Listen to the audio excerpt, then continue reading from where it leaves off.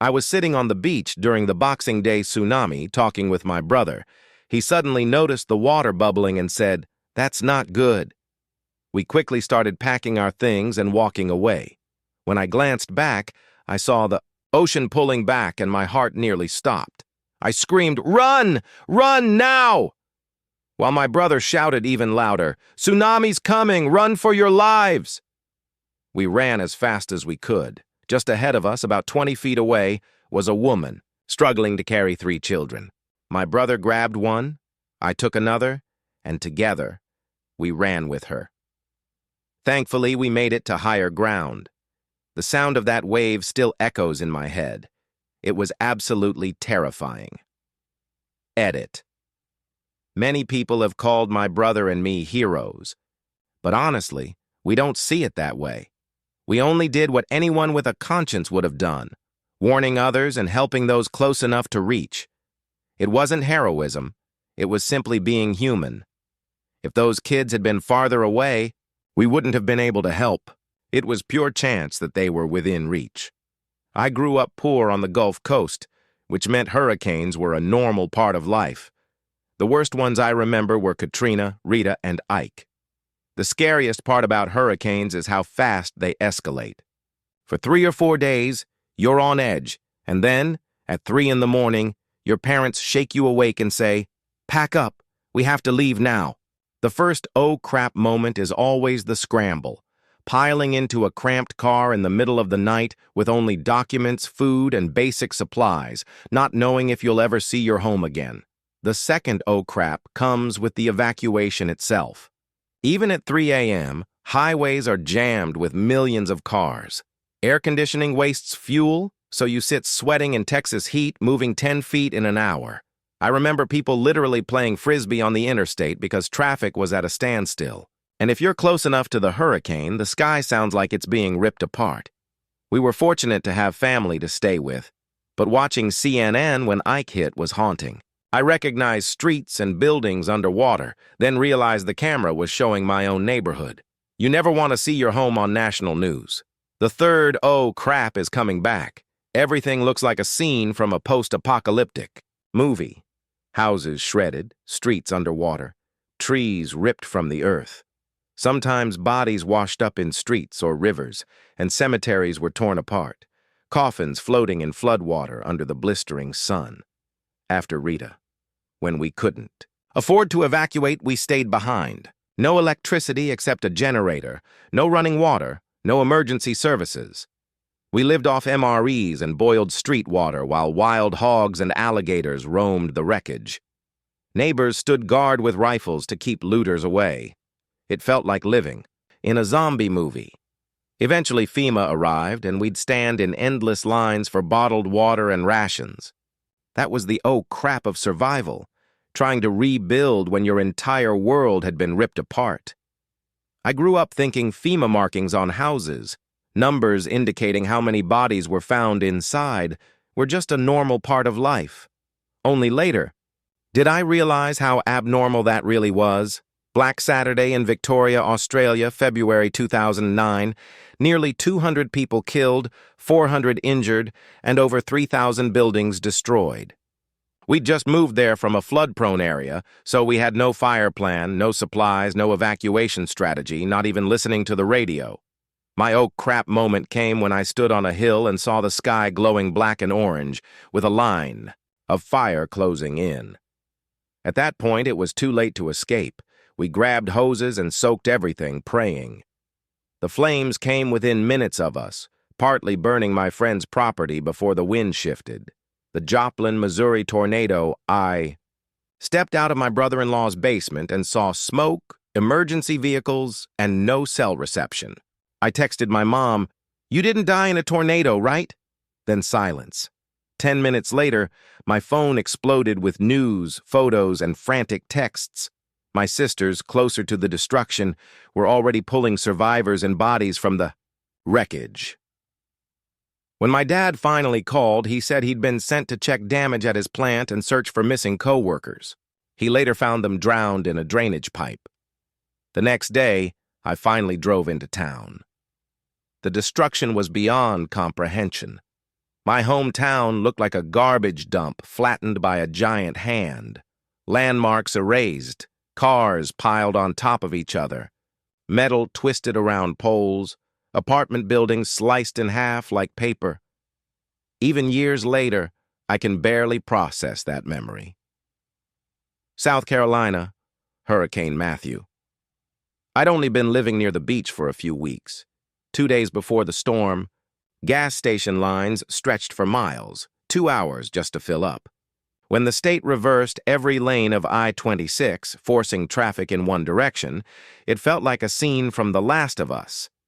I didn't even stay through the storm, but just witnessing the mass evacuation was enough to make me realize how real it was. Hurricane Ike, Galveston and Houston, 2008. When the eye passed over us, everything went eerily quiet compared to the roaring winds outside. I stepped out for a cigarette only to see a 30-foot tree being dragged down the road by its roots.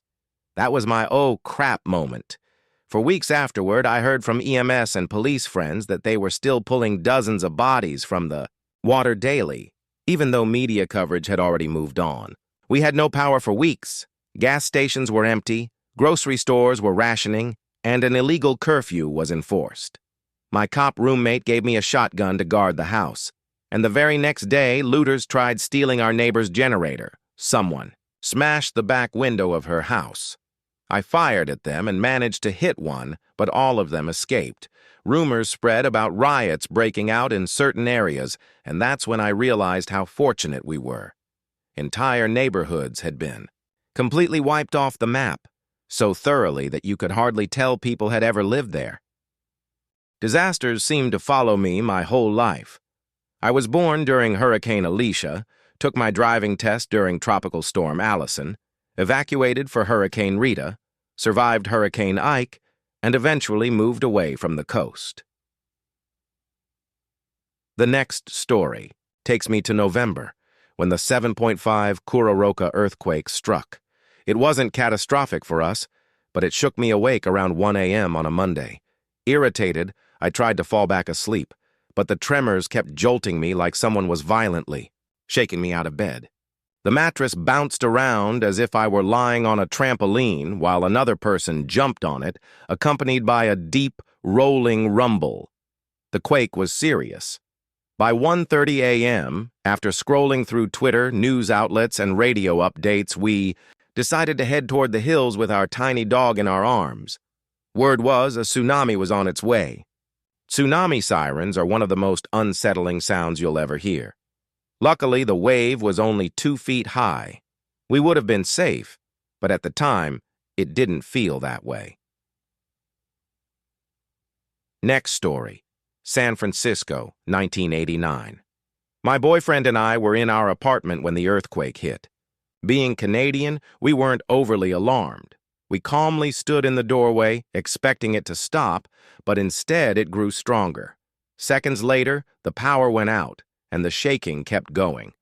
That's when we looked at each other and felt genuine fear. This wasn't just another tremor. Thankfully, our place in Bernal Heights was on bedrock, so damage was minimal. Our neighbor ran to his car to listen to the radio, and we overheard the broadcast reporting that the cyberstructure had collapsed. At the time, I barely understood computers, and I pictured some kind of futuristic physical cyberstructure crumbling in the quake. Later, I learned it was actually the Cypress structure, a freeway overpass. Ironically, when the quake began, we had been watching Small Wonder, that ridiculous sitcom about a little girl robot. As we stood in the doorway, terrified we might die, a thought struck me. If this is the end, the last thing I ever did was watch that absurd show about a robot child. Morbid as it was, I later laughed at the memory. There are worse ways to go, I suppose. Next story. My family lost everything in the Baton Rouge flood of 2016, the disaster the Red Cross called the worst in the U.S. since Hurricane Sandy. In mid-August, it began raining, and it didn't stop. At first, we weren't worried. Neighbors insisted our area hadn't flooded in over a century, and local news claimed the nearby high school might take on a bit of water. We figured we had time to prepare. On August 13th, I walked toward the river to check the situation. Some low-lying areas were collecting water, but nothing serious near our home. I went back, told my wife we should stock up on supplies and maybe pack a car, just in case, but assured her there was no need to panic.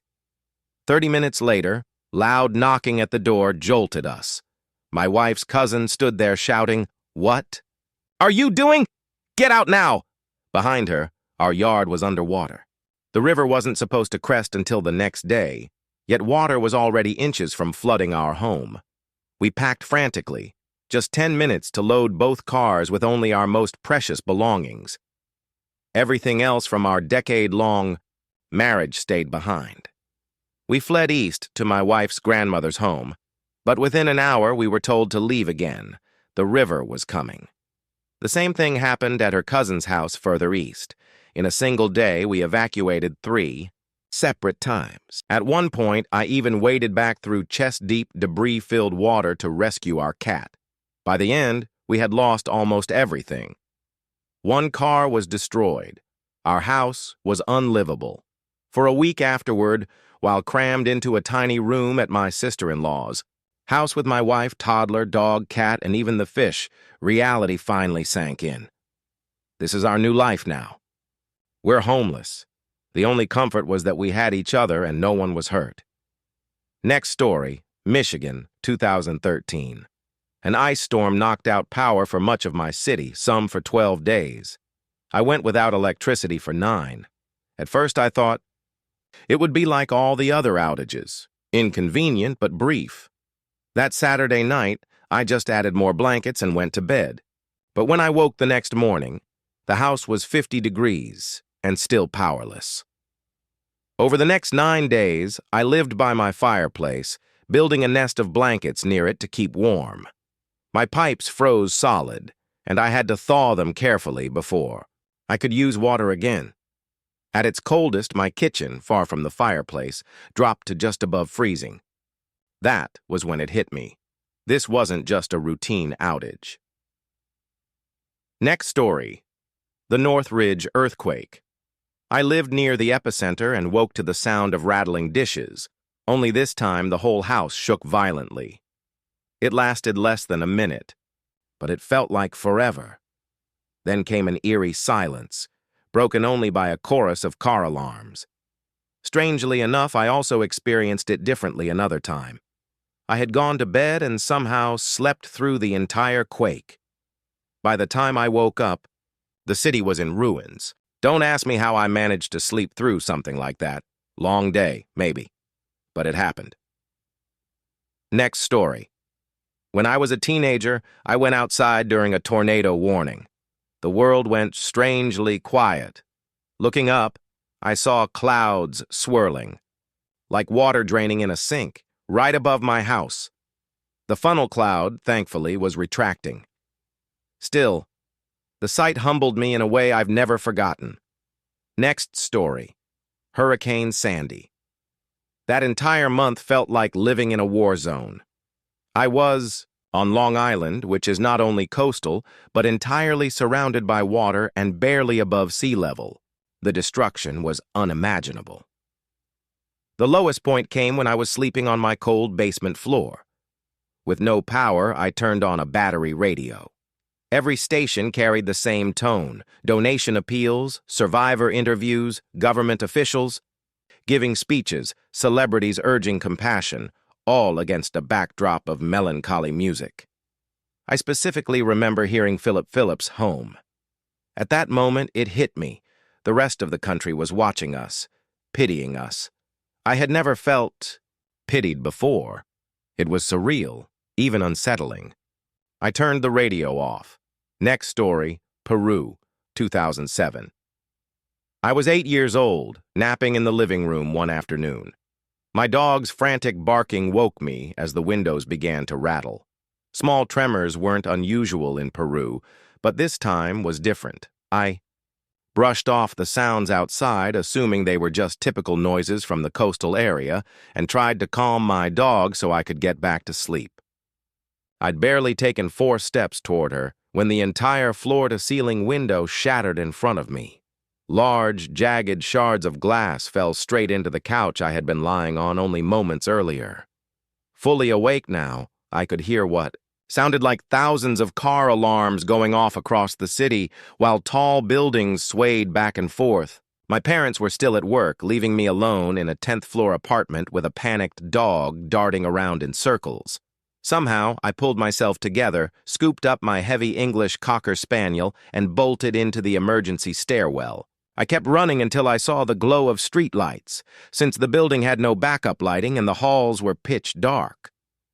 When I finally pushed through the lobby doors, the ground outside was splitting apart, and entire trees shook violently, as if being torn up by their roots. I stayed out in the streets for nearly an hour before my parents returned. Later, I found out I was the only person in our building who evacuated. Some neighbors took the elevators and got trapped, while others stayed inside praying. Miraculously, none of them were hurt, but many others across the city weren't so fortunate. Next story. My wife once told me she was going into labor right in the middle of Hurricane Gloria pounding Long Island. Thankfully, her labor was long, because we couldn't even think about heading to the hospital until the storm began to ease.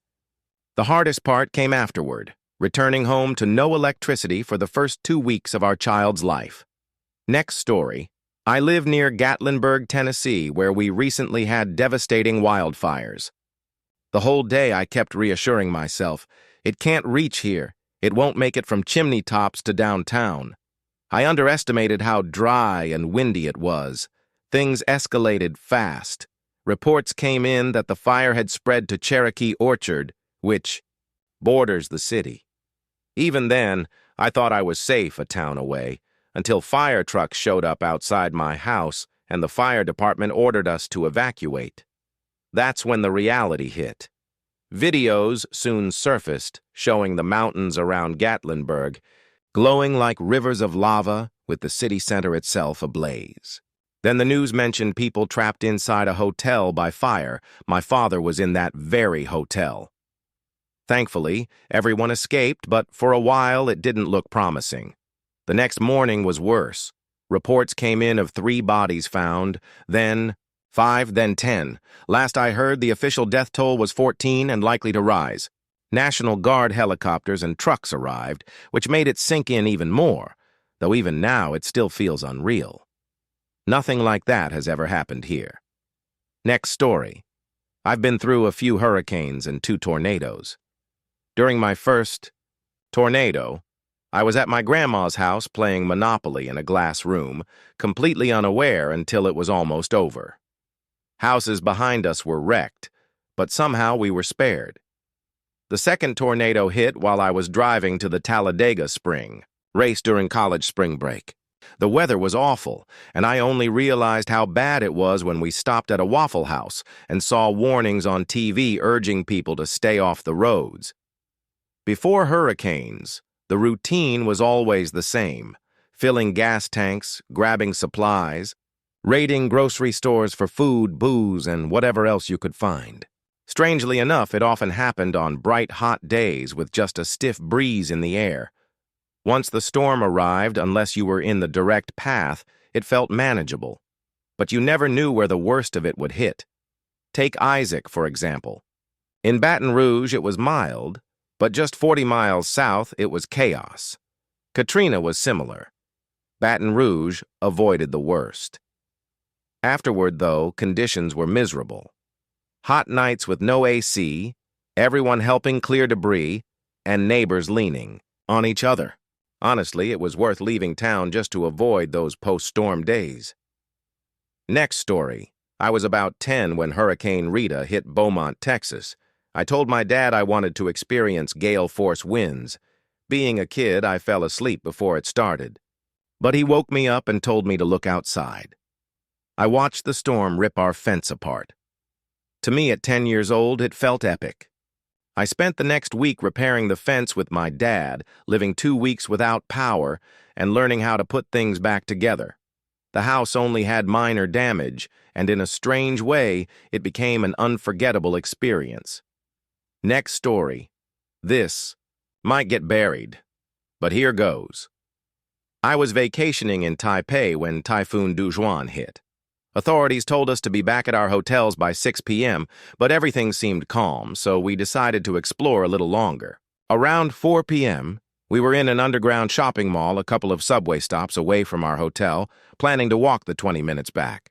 The "oh crap, this is real" moment came when we emerged from the station. Two of my friends ahead of us vanished, literally blown out of the exit by the typhoon. We were nearly swept away ourselves, but managed to cling to a statue and drag our way into a nearby shopping center where security let us in. Outside, streetlights swayed dangerously, and debris flew everywhere. After a frantic search, we reunited with our friends at another entrance and convinced the guards to let them inside. Eventually, firefighters arrived, tied a rope between the mall and the subway, and guided us across one by one. I've never been so relieved to return to my hotel. Next story. I was staying with my cousin in L.A. when I was jolted awake by an earthquake. The room shook for about 15 seconds, which was surreal. Once it stopped, I went to check on my cousin, but he barely stirred, muttered that it was nothing, and told me to go back to sleep. I felt like the cowardly one in that moment. Next story. I've lived through 3 natural disasters, each with its own "this is real" moment. The first was in 1984, when I was 10, walking home from school in North Carolina. Suddenly, softball-sized hail came crashing down. I remembered being taught that meant a tornado was close, so I dropped flat on the ground to be the lowest object around. Looking back, I probably would have been safer just running home.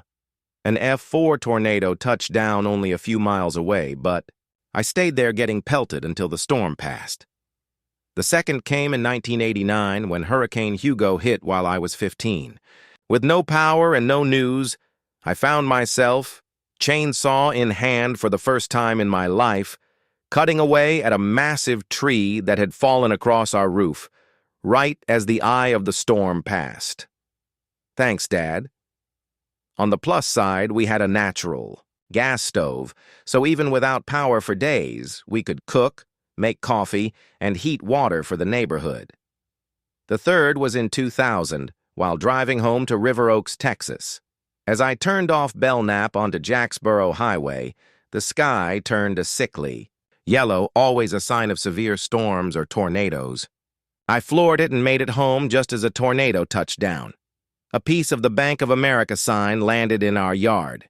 We were stuck at home for 3 days thanks to downed trees, broken power lines, and blocked roads. Next story. Not as dramatic, but it's the closest I've come. One July afternoon, I was gaming on my Xbox while my wife was in the other room on her computer.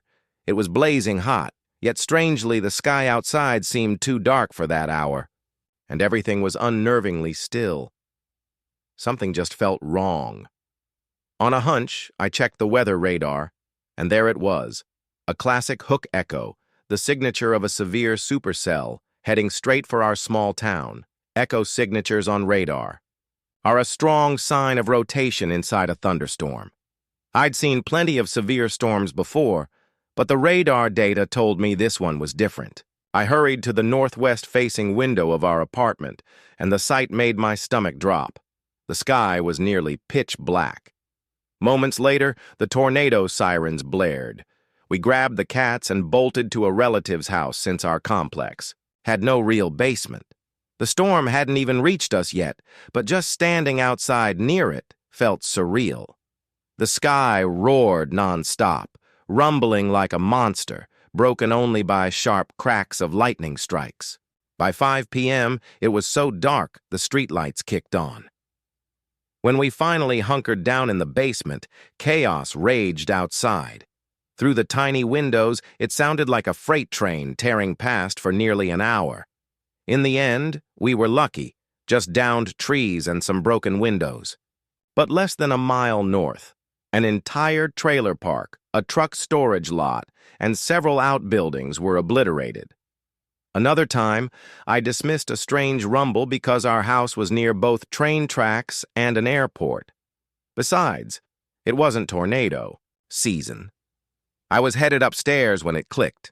The sound wasn't fading like a plane would. It was steady, heavy, and wrong.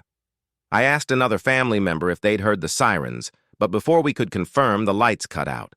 We rushed down the stairs in the dark as debris started hammering the house. The tornado touched down just before and just after our street. Businesses were destroyed, and the neighborhood was littered with broken glass and debris, but somehow, the houses were spared. We spent the night powerless while police diverted highway traffic through our street. Later, we learned the tornado's first victim was the city's own siren. It had literally sucked it away. On St. Patrick's Day in 2014, California shook with a 5.4 earthquake. I was in the shower when the jolt threw me out, ripping down the curtain and slamming my head against the tile. The shaking lasted about 20 seconds. Dazed, I remember yelling to my fiancé, "Grab Grover, the guinea pig!" over and over again. For a while, I thought the long-predicted big one had finally arrived. We waited nervously for 20 minutes, but nothing followed. I patched up my forehead, and poor Grover was trembling as much as I was. During the 2004 Christmas tsunami, I was staying at the Rosa Sayang Golden Sands Resort in Penang. Hungover from the night before, I barely stirred when the earthquake woke me.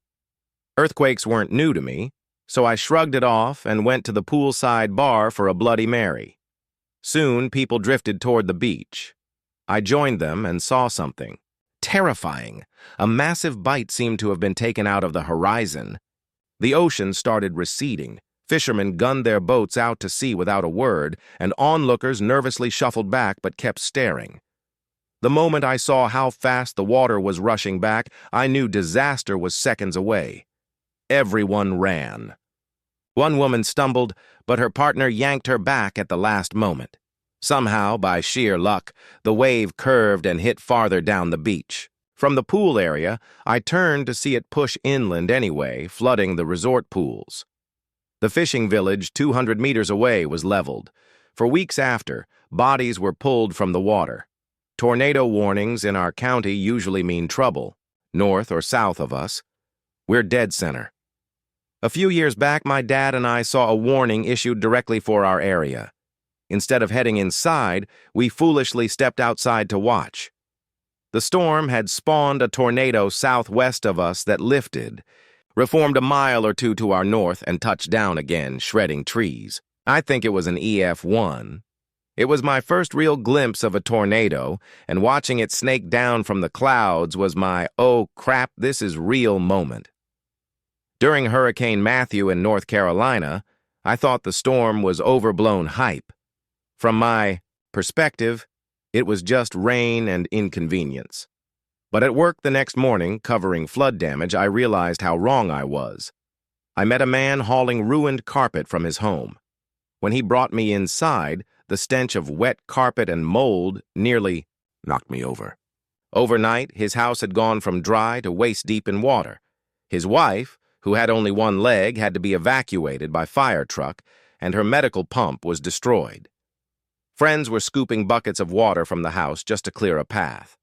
Insurance would cover repairs to the structure, but none of their belongings. Down the street, 5 or 6 more families were in the same situation.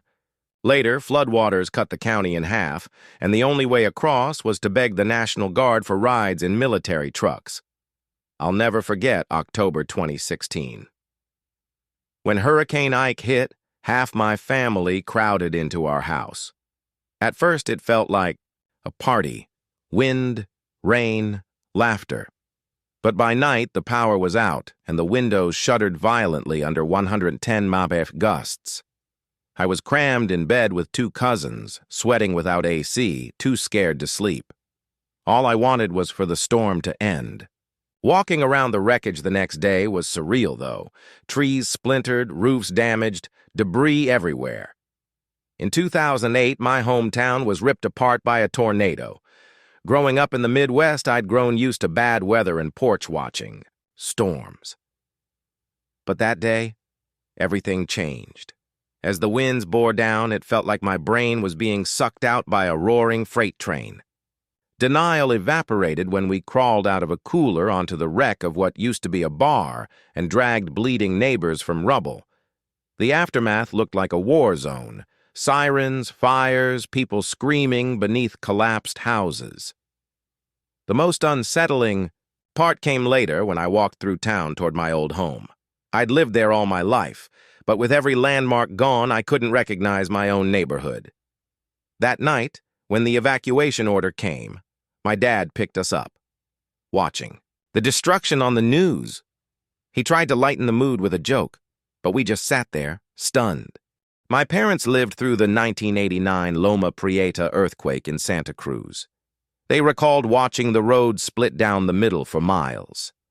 Our old Victorian creaked but stayed standing, while dust clouds billowed off the mountains like some massive beast shaking itself. To this day, those pictures give me chills. Ironically, I now live just 30 yards from the San Andreas Fault. Not the smartest real estate choice.